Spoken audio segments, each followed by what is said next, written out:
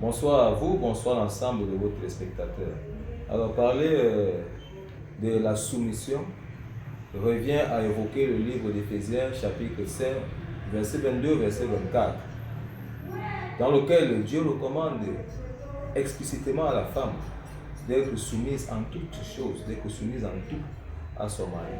Mais l'important aussi est que cette recommandation ne serait pas au niveau de la femme, mais se poursuit au niveau de l'homme, à qui il est demandé d'aimer sa femme. Nous comprenons donc à ce moment qu'il y a une accointance, c'est-à-dire il y a un point de rencontre entre l'amour et la soumission. Pour qu'il y ait soumission, il faudrait qu'il y ait amour. Alors, un homme qui aime sa femme est un homme qui reçoit la soumission de cette dernière. Pourquoi? Parce que nous, chrétiens, nous sommes dans le cadre total de la soumission envers Dieu et envers Christ, du moins envers sa volonté, parce qu'il faut redéfinir la soumission comme étant l'aptitude de l'âme à pouvoir accepter, du moins pour un croyant, à pouvoir accepter la volonté de Dieu et à pouvoir l'accomplir sans faire de philosophie, sans questionnement. Ce qui reviendrait donc pour la femme d'accepter ce que son homme fait sans questionnement. Mais pour ça, je précise qu'il faudrait que l'homme puisse avoir accordé suffisamment d'amour à cette dernière.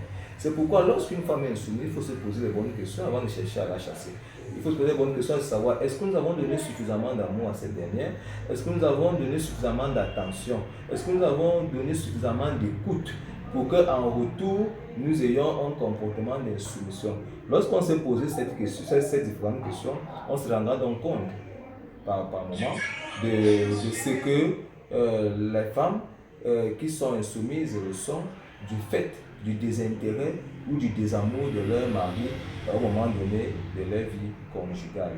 Et occasion pour moi d'interpeller l'ensemble des foyers, des parents à éduquer leurs enfants dans un environnement d'amour, dans un environnement de crainte de Dieu, dans un environnement de crainte et même de leur culture, afin que nous n'ayons plus affaire aux incultes, aux inculturés qui ne savent pas donc discerner l'amour.